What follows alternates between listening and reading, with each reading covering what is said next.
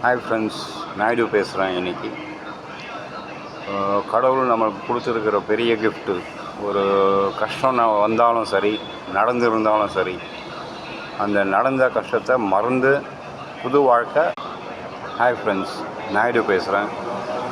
And duty முடிஞ்சு போச்சு. ஈவினிங்கு ஒரு சோஷியல் அவேர்னஸ் அண்ட் ரியாலிட்டி, ஒரு டாபிக் பற்றி, ரியாலிட்டி பற்றி பேசுவோன்னு.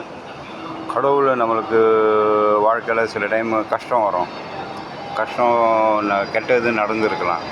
பட் மனிதனுக்கு கடவுள் கொடுத்த பெரிய கிஃப்ட்டு, அந்த கெட்ட இதை மறந்து வாழ்கிறதுக்கு அவர் சக்தி கொடுக்குறாரு.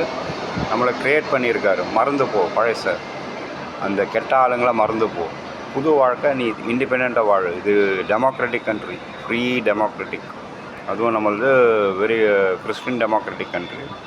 டெமோக்ரஸின்றது நம்ம கண்ட்ரியுடைய பேசிக் ஃபேப்ரிக். அண்டு கடவுள் கொடுத்த நமக்கு அந்த கிஃப்ட்டு மறந்து வாழ்வோம். மறந்தால் கூட நமக்கு கூட எவனோ ஒருத்தன் ஆகாசத்தில் பேசுவானா, அவனுக்கு இல்லாத கஷ்டம்லாம் பூமியில் எத்தனையோ பேர் கஷ்டப்படுறாங்க. அவனுடைய பிரின்சிபல் நம்மளுக்கு தேவையே இல்லை. அடுத்தவன் நாட்டு பாஷைலாம் நமக்கு அவசியமே இல்லை. நம்ம தாய்மொழி நம்ம தமிழ்.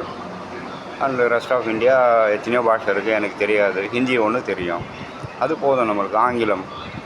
கடவுள் கொடுத்த அந்த கிஃப்ட்டை ரூயின் பண்ணக்கூடாது. கடவுள் கொடுத்த இது அடுத்தவன் அவன் கஷ்டத்தை மறந்து வாழ்கிறான்னா வாழட்டும். அவனை போய் எப்போ பார்த்தாலும் அவங்க கிட்ட உங்கள் வீட்டில் இதாச்சுன்னு எவனா பேசுவான். முட்டாள் கூட பேச மாட்டான்.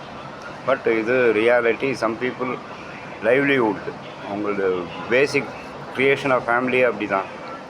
அது அவங்களெல்லாம் கடவுள் தண்டிப்பார். இன்றைக்கி வேணால் நல்லா இருக்கலாம், பட் அந்த ஏரோப்ளைனில் போனாங்க பாருங்கள், அவமாட பேட், குடும்பமே அழியும். அது மாதிரி எதுனா ஒன்று கடவுள் ரெடியாக வச்சுருப்பார், நடத்துவார். ஓகே,